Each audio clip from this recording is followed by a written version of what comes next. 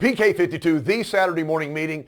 Over the next couple of weeks, we are winding down till the end of the year. And so I'm going to do some special, how do I build on to 2022 as a salesperson, as a person. Here's some things that go on. In the month of December, following the Thanksgiving meal, it becomes the most structured time of the year. This is what I mean. Different people celebrate different things during this time of the year, but the majority of people that live in the United States celebrate something, and it has to do with family get-togethers, maybe exchanging of gifts. So we may be the most unstructured people on earth. You know, we may do whatever we want to do all the time, run out of time, don't have time for things because we don't have structure in our life. And that is the majority of people that live in this country. So it happens every single year. Let's talk about what happens after Thanksgiving. So let's say that you're in a sect of people who exchange gifts for the holiday. The first structure is you have to look at people in your family and you have to say, what am I going to get Cousin John? What am I going to get Deontay? What am I going to get Sally? What am I going to get my kids this year? What did I give my kids last year? One of the funny things I used to do is when I got into an adult learning situation at my church is I used to ask the dads, what did you get your kids for Christmas last year? Oh, I don't know. I'd have to ask my wife. And so, why don't we force everybody to be involved in this very uncomfortable time of year? My father's passed away 7 years ago. He hated Christmas. He used to say Christmas is for kids, and then when I had kids, then he just didn't like Christmas because it made him stop what he was doing and think about other people and say, what should this person get as a gift? What should I give to this person? Should I give them money, which is the easy way out? But again, that requires thought and planning. Or should I go out and get them a gift that I think reflects their personality and something they would enjoy? So this becomes a struggle for a lot of people. People that are exasperated when they're shopping. They go in and there's so many other people in the shopping area that are exasperated. So now what we do is we go on to Google and we go, what are some great Christmas gifts for the year? And then you come up with the top 100 gifts, and that's how you do your shopping. It doesn't matter. That still requires structure and time and planning.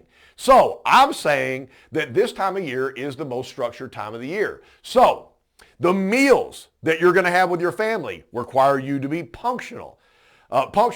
Be on time, bring your dish, make sure that everybody is taken care of, and we all meet together. So that requires travel. Travel requires a schedule. So again, I'm telling you, maybe in the month of May, you just roll the month of May and you do whatever you want. But when it comes to the holiday seasons or the family seasons, there's a lot of planning required. And then I love, this is my favorite part of the season, is when New Year's rolls around.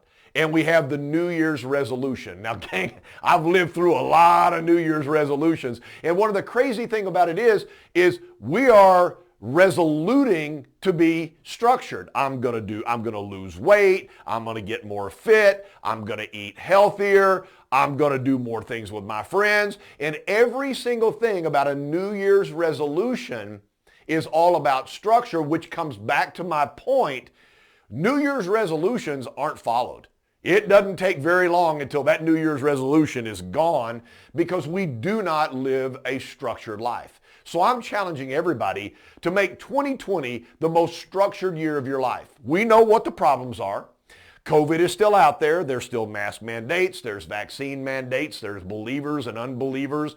And everybody's got, an opinion about what's going on, but it doesn't have anything to do with waking up each day and structuring your day.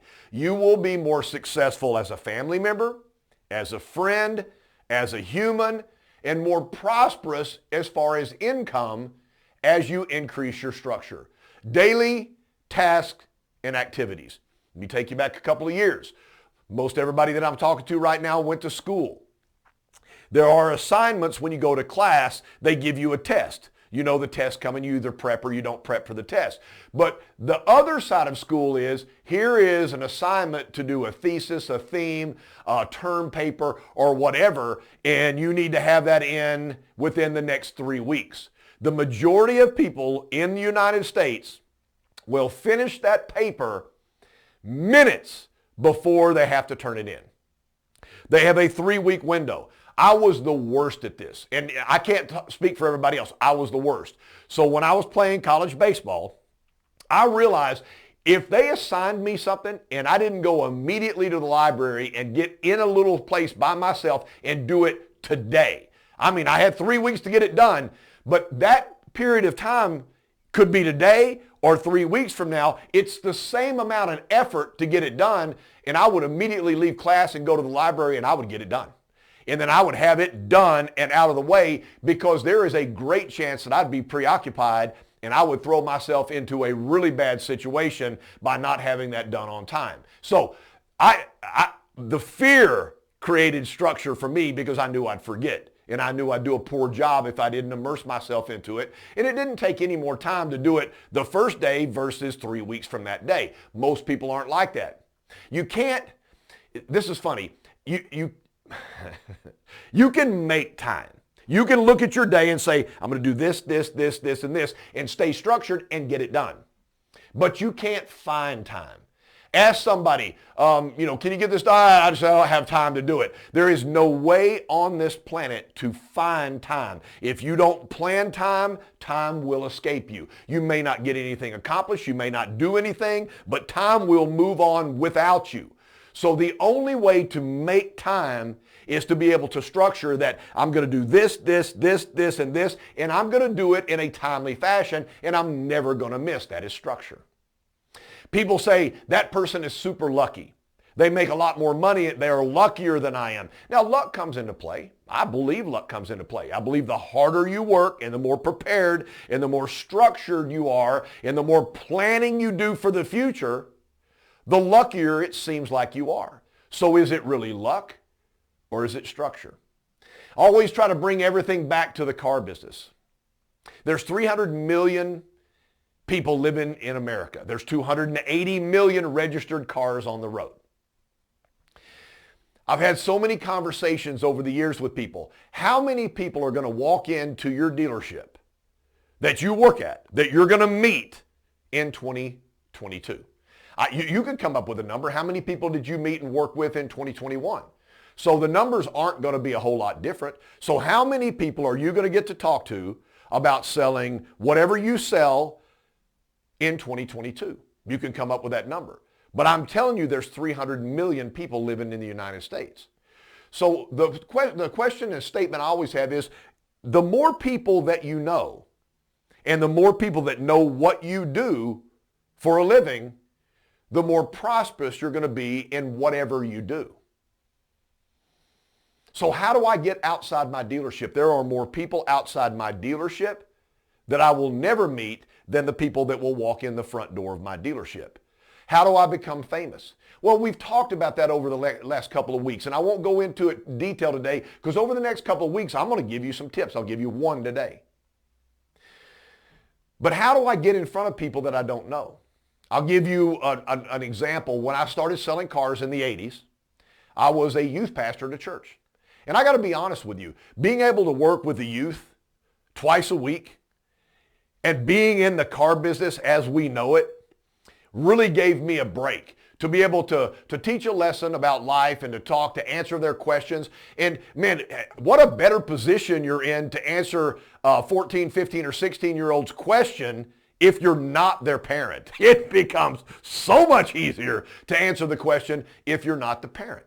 And there's structure within a religion that say, you answer it in this way because, help your fellow man and whatever. All religions and sects are a little bit different, but they all focus on the greater good, and that's what we focused on. But I wasn't the parent. I was just a person that offered information, and a lot of times they would listen to me because I was the outsider. So in that church, while I was being the youth pastor, I also sold cars for a living. I stood up in front of the church on one given Sunday, and I made a statement like this, and I'm going to get pretty close to exactly what I said.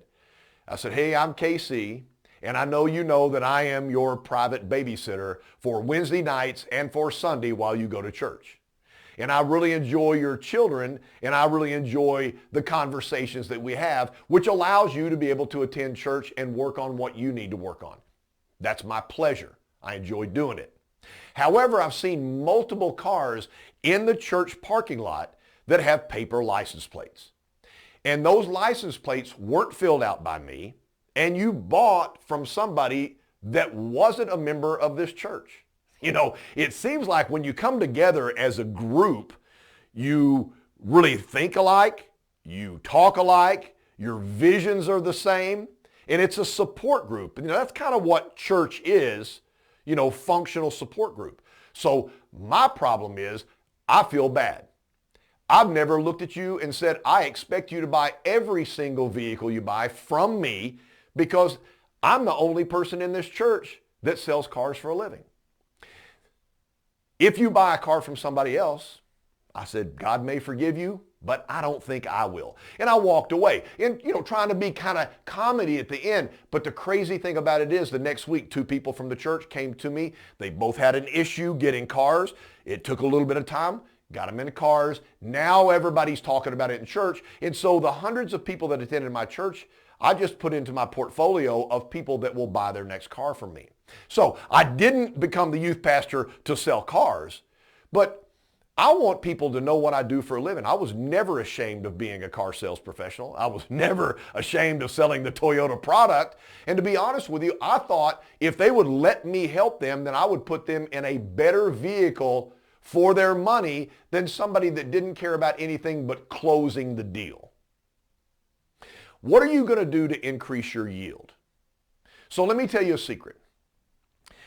Every single year, people have accidents in their cars.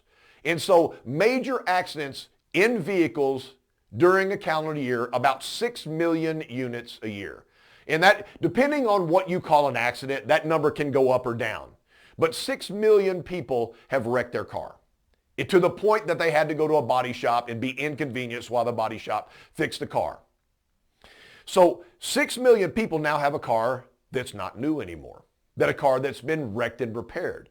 And for most of you, you realize once you've wrecked a car and you repair a car, it's not the same car.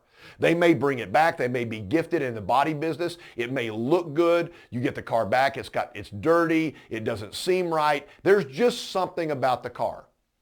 There are a lot of people that once they wreck a car and the car is repaired, it kicks the clock on, I need to go ahead and trade this car. I need to get out of this car. I don't want this car anymore. This car has been wrecked. I bought a new car. I don't want a wrecked car.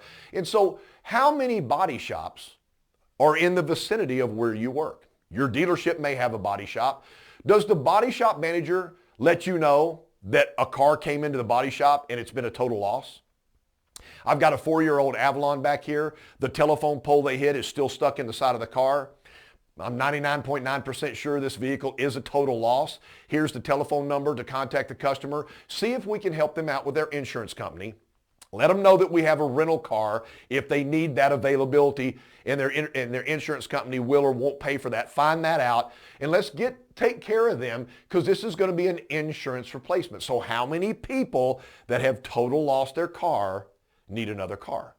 How many total lost cars go through your body shop every single year? And how many of you have never thought about having a working relationship with a body shop manager?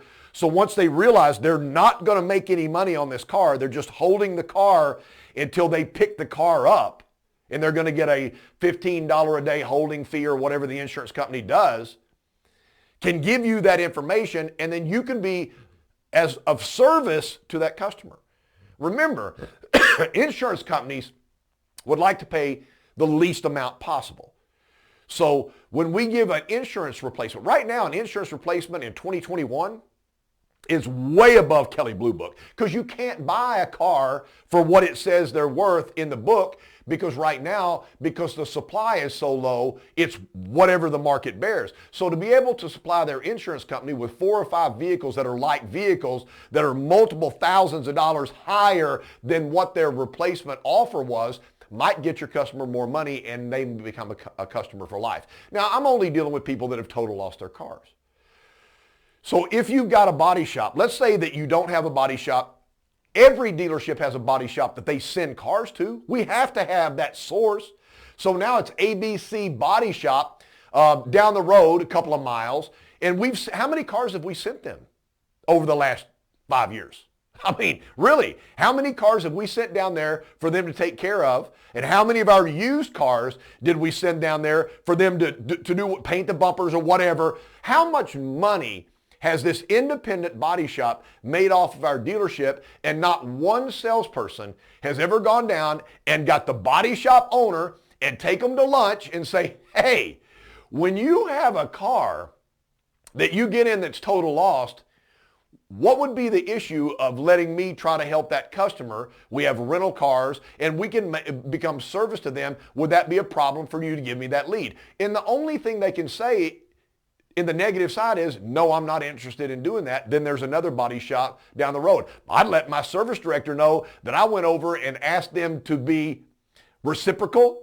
So we give them business, they give us business, and they looked at me and they said, no, we might want to find another body shop. That's where the sales professionals and the fixed operations start working together. I know we've got a long way to go with that. Most people that wreck a car don't want that car after they wreck the car. That starts the clock of them trading the car. So how about a simple email? Hey, I'm KC. I'm working with the body shop and I found out their car has just been serviced from a minor wreck. They've taken care of this. First of all, I want to find out from you, is everything satisfactory? So I'm working with my body shop in the dealership. Very rarely does a body shop follow up with a customer a couple of weeks later and say, is everything okay? Is the car drive out okay? Are you finding anything? Is everything fine? Because they don't want to know, because they don't want to work on the car again. I want them to know. And then I'm also going to say most of the people that I talk to that have had a car, even in a minor accident, really are thinking, okay, so now the car has been wrecked and repaired. It's a great job was done. But now I'm thinking, how much longer do I want to keep the car? I am your source, and let me tell you why. I have photos of the car before it was worked on and after it was worked on. I've got the full repair order saying everything we've replaced on the car or we took care of on the car. There is nobody in this market area that will give you more for the car than we will, because we know what was done to the car and we can pass that information on to the next customer. So I'm telling you right now, as I close this session out, I just put 6 million wrecks in my portfolio. How many additional sales do you need a month where the customer has to trade a car or wants to trade a car that puts you in a better situation? Stay tuned over the next couple of weeks, and I'm going to throw thousands of opportunities that you've never thought about before. Let me finish by saying, how do I start a relationship with a body shop? You start with asking. Show up with 4 dozen donuts and one of those big boxes of coffee and just go, hey, I'm here to ask to work with you. I'm going to ask something. I'm using my donuts to buy your time. And if they say no, go to the next body shop. Always be thinking outside the box. Remember, from Thanksgiving till the end of the year is the most structured time of the year. If you make that the 12 months of 2022, and every single day you start with a structured activity. Remember, if you don't have any structure, you can't find time because time goes away. But if you have structure in your entire day, you will make time and you will make proper decisions for you and for your family. And to be honest with you, when you're more successful, the business becomes more fun. PK52, the Saturday morning meeting.